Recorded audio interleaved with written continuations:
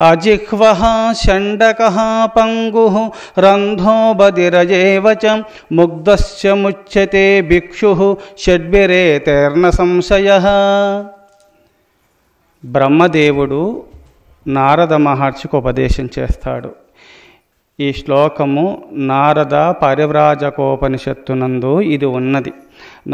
సౌనకాది మహర్షులు 12 సంవత్సరములు సత్రయాగము చేయుచుండగా నైమిషారణ్యంలో అక్కడికి నారద మహర్షి వెళ్ళినప్పుడు అక్కడ పాదాభివందనం చేసి ఉన్నతాసనం పైన కూర్చుండబెట్టి పాదములు కడిగి ఆ పాదోదకమును శిరస్సు పైన చల్లుకొని అందరూ ఊడంగా అట్టి పుణ్యతీర్థమును అందరూ స్వీకరించి నారద మహర్షికి సాష్టాంగపడి నమస్కరించి, స్వామి యతీశ్వరులు ఎలా ఉండాలా, సన్యాసి ధర్మమును ఉపదేశం చేయండి స్వామి అని ఆ సౌనకాది మహర్షులెల్లరూ కూడా